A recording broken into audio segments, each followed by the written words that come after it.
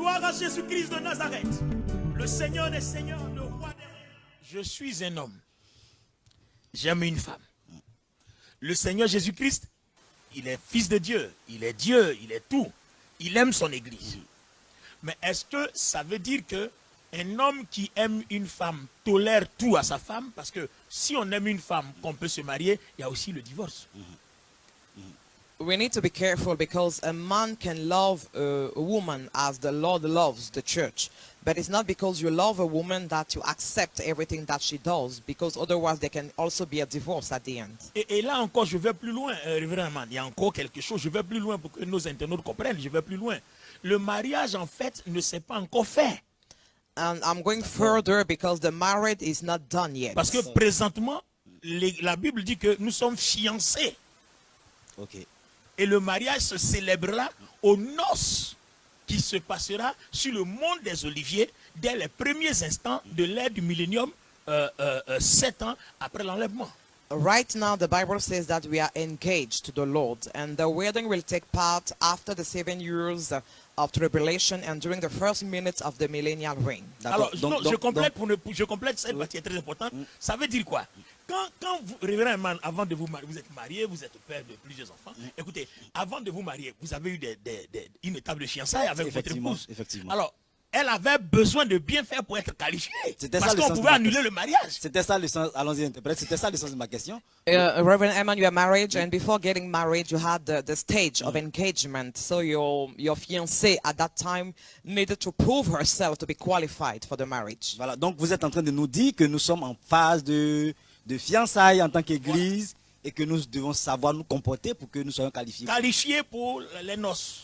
Il faut être qualifié pour que le mariage ait effectivement lieu. Ok. Et pour que le mariage ait lieu, il faut qu'à la fin, celui qui désire épouser la femme après avoir observé, trouve qu'elle est suffisamment soumise pour pouvoir, Entrer dans le mariage. voilà, pour pouvoir la faire entrer dans le mariage en vue des noces. Parce que s'il n'y a pas de mariage, il n'y a pas de noces. Il faut d'abord être qualifié. The church is at the stage of engagement, and the Lord is observing. The Lord is looking in order to know if the spouse is qualified so that he can make the wedding. C'est cette qualification-là que le Seigneur a montré à Jean dans les choses qui sont à travers les 7 églises. Que nous Et avons on a déjà vu que, étudié. voilà, on a étudié. Hier, le dimanche dernier, on a terminé. Et on a vu que celui qui veut être une épouse soumise et fidèle à Christ pour un éventuel enlèvement, qualification en enlèvement, une qualification éventuelle en enlèvement, il va falloir s'abonner à l'église de Smyrne et de Philadelphie pour copier leur façon de vivre, parce que c'est cette façon-là que le fiancé aime. Donc, il les a qualifiés pour les noces. Donc, voilà, nous avons des références. Speaking about the qualification, we already spoke about the 7 churches in the book of Revelation. And we retain 2 churches, Smyrna and Philadelphia, that have the criteria of the spouse that the Lord is looking for in order to qualify us for the wedding. Alors avant de continuer, je voudrais dire à tous ceux qui nous suivent que vous pouvez poser vos questions en direct au docteur Olivier Bonny. J'ai juste le téléphone devant moi pour toute personne qui a des questions, parce que c'est un sujet assez intéressant. Il peut y avoir des questions que tu as chez toi, tu peux poser les questions en direct. Nous passerons les questions au docteur Olivier Bonny. I want to tell everybody that if you have a question, you can ask your question live. I have my mobile phone with me, so I can read the question that you will be asking. Allons-y, nous continuons, docteur. Alors, il est aussi important, il y a cet autre facteur-là que nous avons besoin de comprendre. Vous avez vu, quand nous avons étudié les 7 églises, pardon, on a terminé par 2 églises qui étaient en contraste, en opposition. On a vu l'église de Philadelphie et puis l'église de Laodicée qui sont en contraste, en opposition. When we spoke about the 7 churches at the end of the study, we put 2 churches in opposition, the church of Philadelphia and the one of Laodiceans. Et on a vu que depuis toujours, l'église a toujours eu 2 courants. Le courant mondain, le courant païen, et puis le courant des personnes spirituelles et le courant des personnes charnelles. Donc Laodicée représente le courant des chrétiens charnels et Philadelphie représente le courant des personnes spirituelles.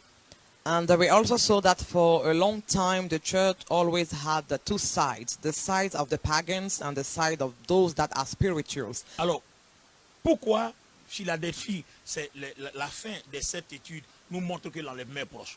Parce que si l'enlèvement n'était pas encore proche, Dieu aurait continué à parler à d'autres églises. Mais après Philadelphie et Laodicée, Dieu s'arrête pour montrer que l'âge de l'église s'arrête là. Donc, on arrive à un stade où on regarde notre monde. On voit aujourd'hui ce qui est dans notre monde aujourd'hui. Les nations ont reconnu presque tout ce que la Bible condamne. Les nations ont reconnu l'homosexualité, le lesbianisme et toutes ces choses-là que la Bible condamne. Aujourd'hui, et c'était ça l'esprit de Laodicée. Et aujourd'hui, pour être sauvé, le Seigneur demande que l'Église ne fasse pas partie. Or, déjà, nous avons déjà des églises homosexuelles, nous avons déjà des pasteurs homosexuels. C'est ça l'image de Laodicée. Et maintenant, l'image de Philadelphie, c'est celle qui sort de toutes ces choses-là. Donc aujourd'hui, ces deux églises sont évidentes. Et après cela, c'est le dernier âge. Donc après ça, on attend quoi encore? Il n'y a plus rien. Il ne reste rien d'autre que l'enlèvement. C'est pour cela que l'ère de l'église montre que l'enlèvement est très proche. If rapture was not closed after the Church of Philadelphia, the Lord would have written another letter in order to let us know what He wants us to do after that. Si l'ère de l'église continuait, If the era of the church moved on, on comprend que le Seigneur allait continuer de parler, mais il s'est arrêté. Mais allons-y. we understand that the Lord would have spoken again, but He stopped. Ben, docteur, dites-moi, pour ce que nous savons de l'histoire du monde, avant de revenir sur ce que vous êtes en train de dire, l'homosexualité, c'est des choses qui ont pratiquement existé depuis toujours. Pourquoi est-ce que c'est la présence aujourd'hui de ces phénomènes-là qui vous fait dire que nous sommes à la fin? For what we know about the world, homosexuality is a thing that has been existing for a long time. So how can we say, because of that it is a sign of the end? L'homosexualité a existé à Sodome et Gomorrhe. Le lesbianisme a existé à Sodome et Gomorrhe. Les meurtres et autres ont existé à Sodome et Gomorrhe. Jusqu'à ce que le mal irrite Dieu et que Dieu décide de détruire Sodome et Gomorrhe. Mais le monde a continué. Mais n'oubliez pas, tout ce qui se passe aujourd'hui sont des prophéties. Okay. Vous voyez, par exemple, les 7 églises où on parle de Laodicée avec toutes les pratiques, où on parle de Philadelphie avec toutes ces pratiques, ce sont des prophéties que le Seigneur Jésus-Christ lui-même donne à Jean. Et là où le Seigneur s'arrête, c'est là où l'ère de l'église s'arrête. C'est-à-dire après cela, il n'aura plus, l'église ne continuera plus. C'est-à-dire c'est la dernière période après laquelle le Seigneur viendra chercher sa fiancée en vue du fameux mariage dont nous parlons. Homosexuality, lesbianism, murderers, and all those things were already existing into Sodom and Gomorrah until the Lord decided to destroy those cities. And here we are speaking about the prophecies that the Lord gave us in order to prepare the rapture. Oui, allons-y, docteur. Je suis en train de voir si j'ai des questions. Alors, donc je continue. Vous voyez que quand nous finissons l'âge de l'Église, nous comprenons que le prochain événement qui va venir après ces prophéties-là, ce sont les choses que Jean a vues. Donc après l'âge de l'Église, le Seigneur ne parle plus de l'Église. C'est-à-dire, il ne parle plus des choses de la terre, il parle des choses à venir, des choses qui vont venir après l'enlèvement, des choses qui vont venir après notre passage sur la terre. C'est pour cela que Philadelphie et Laodicée mettent un break à l'Église, et après, la prochaine étape va être l'enlèvement et les choses à venir, c'est-à-dire millénium, les 7 années de tribulation, etc., etc. After the end of the church, the Lord doesn't speak about it anymore, but He speaks about the things that will come after. So that's why after Philadelphia, we'll have the millennial reign and all those things. Et après cela, nous allons revenir dans notre thème. Juste, nous avons ouvert une parenthèse pour parler de l'âge de l'Église et pour montrer comment est-ce que l'Église est arrivée à sa fin. Mais nous revenons dans le texte que nous étions en train de débattre. Nous avons montré le premier Adam, le deuxième Adam. Nous avons montré le mariage du premier Adam et nous avons montré les fiançailles du deuxième Adam en vue d'un mariage. Et si on montre les fiançailles en vue d'un mariage, il y a une étude à faire, une petite étude que je voudrais partager avec vous. We come back to our verse because it was only a bracket that we opened. We spoke about the marriage of the first Adam, and we also spoke about the engagement of the second Adam before the wedding. And if a wedding has to be, there are things that we need to learn. Regardez l'église de Philadelphie et de Laodicée. Regardez la crucifixion de notre Seigneur Jésus-Christ. quelle est l'époque à attendre juste après ces deux événements? When we study the Church of Laodiceans and the crucifixion of the Lord Jesus Christ, what is the time that we have to expect after those two events? Si on se pose cette question-là, And if we ask that question, vous allez comprendre que le Seigneur Jésus-Christ est mort pour son Église. Oui. Son côté a été percé. Il est sorti de là une Église glorieuse, une Église sanctifiée qui est sortie de son côté. we understand that the Lord died for his church, and from his side came out a glorious and sanctified church. Et le temps qu'il a laissé à l'église, qu'on appelait l'âge de l'église, c'était pour que l'église prouve sa fidélité, l'église prouve sa loyauté, l'église prouve sa soumission à son futur époux. And the time that the Lord left to the church was for the church to prove his faithfulness, his loyalty towards his husband. C'est pour ça que quand le Seigneur viendra, il ne prendra pas n'importe qui, il prendra toutes les personnes qui lui ont prouvé leur loyauté. That's why the Lord will only take those people that have proven their loyalty to him. Quand je parle de loyauté, je parle de fidélité. And when I speak about loyalty, I speak about faithfulness. Et quand je parle de fidélité, je parle de l'art de la soumission, de comment est-ce qu'on a servi l'époux. And when I speak about faithfulness, I speak about the art of submission, or how we have served Je voudrais the husband. ouvrir une parenthèse pour montrer à tout le monde que là, il s'agit d'un royaume. Donc la relation d'époux à épouse ne sera pas la même chose comme dans un foyer normal. I want to open a bracket and let everybody know that we are speaking about the kingdom. So the relationship between the husband and the wife will not be as a normal household. Dans un royaume, l'épouse sert In a kingdom, the spouse serves. et l'épouse dépend totalement de l'époux. And that she completely depends on the husband. Dans un royaume, l'épouse ne décide pas et l'époux décide tout pour l'épouse. In a kingdom, the spouse does not decide for anything. It's only the husband that takes all the decisions. C'est la raison pour laquelle dans une église, un chrétien qui se dit épouse de Jésus-Christ, fiancé de Jésus-Christ, cherchant à être qualifié pour le mariage, ne peut pas se comporter comme il veut et espérer être qualifié pour un enlèvement. This is why in the church, somebody that says that he's engaged to the Lord and he's expecting a marriage cannot behave as he wants. Parce que si vous voyez tout le parcours de l'Ancien Testament, ça révèle l'époux. Prenez l'Ancien Testament jusqu'à ce que vous... Ça parle que de l'époux. When you take the Old Testament, it only speaks about the husband. Quand vous dites époux, parlez de Dieu. Voilà Dieu, si vous voulez, Dieu, Jésus-Christ. Et c'est plus tard que l'époux révèle l'épouse. And when we speak about the husband, we speak about the Lord or Jesus Christ, but it is later that the husband will reveal the Et ça a spouse. commencé, dans la chambre haute.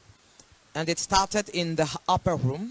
Alors, je vais vous donner quelques aspects de l'Ancien Testament qui montrent la révélation de l'époux. Et vous allez comprendre que sans l'Ancien Testament, on ne peut rien comprendre dans cette histoire d'enlèvement.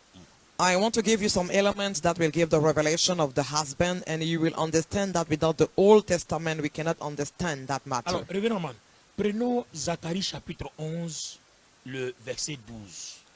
Zacharie, le chapitre 11, verset 12. Zechariah chapter 11, verse 12. Je demande à ceux qui nous suivent de pouvoir marquer déjà cette référence en commentaire. Voilà, Zacharie chapitre 11, verset 12. Si tu as eu si tu l'as plus vu. Je leur dis, Voilà. Zacharie chapitre 11, verset 12. Oui. Je leur dis, si vous le trouvez bon, donnez-moi mon salaire. C'est ça? Oui, Zacharie 11, oui, verset c'est 12. bon. Ok. Sinon, ne le donnez pas. Et il pesait pour mon salaire 30 cycles d'argent. Il pesait pour mon salaire 36 d'argent. Maintenant, lisez Lévitique chapitre 27, les versets 1 jusqu'au verset 4. Vous allez voir, on va faire une petite démonstration. Leviticus 27, verse 1 to 4. Vous allez comprendre pourquoi je disais qu'il s'agit d'une affaire d'amour, une histoire d'amour, une affaire de relation. Vous allez voir. Lévitique chapitre 27, verset 1. Verset 1 jusqu'à 4.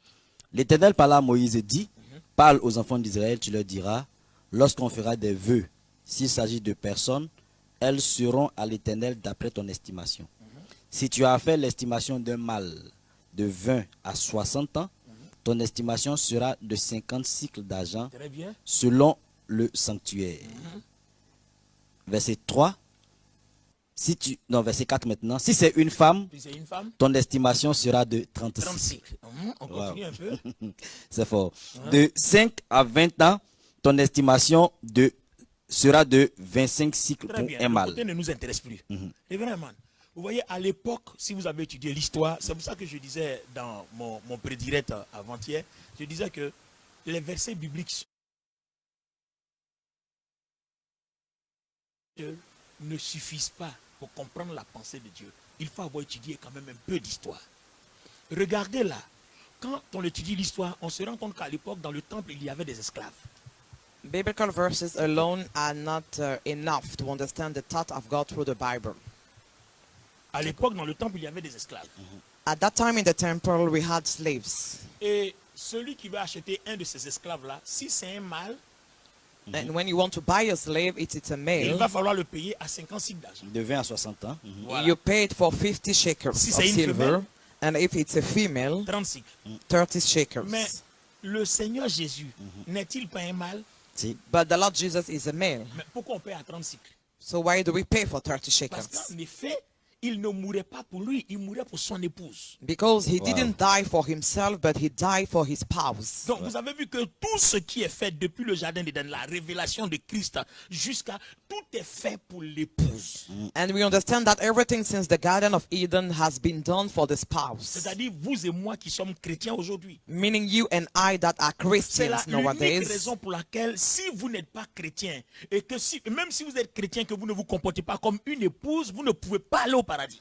That's the only reason why, even if you are a Christian but you don't behave as a spouse, you cannot go to paradise. Parce que tout le sacrifice qui a été fait que pour l'épouse. Because the whole sacrifice of the Lord was made for the Ça n'a pas spouse. été fait pour un individu quelconque. It was not made for an individual. C'est pour ça que le monde dit, moi je n'ai pas été méchant, donc Dieu me... Non, Jésus depuis l'Ancien Testament montre qu'il vient mourir que pour l'épouse. Donc si tu veux être sauvé, deviens épouse. Since the Old Testament, the Lord is showing us that He's coming to die for the spouse. So if you want to be saved, become a spouse. En terre à terre, deviens chrétien. In other words, become a Christian. Alors, une autre préoccupation intellectuelle. Je vais poser une question toute intellectuelle. Posons-nous cette petite question. Another intellectual interrogation that we have to Le ask. sang de notre Seigneur Jésus-Christ n'est-il pas plus cher, ne vaut-il pas plus que 30 cycles d'argent? The blood of the Lord Jesus Christ, isn't it worth more than 30 Effectivement, shekels of silver? Si. Pourquoi les gens ont donné 30 cycles d'argent à Judas? Why did people give 30 shekels of silver to Judah? Judas pouvait dire la valeur de ce homme est telle que 30 c'est petit. Judah could have said that the money was not enough for the value of Mais that vous man. avez remarqué que Judas n'a rien dit, il n'a même pas discuté, il a pris.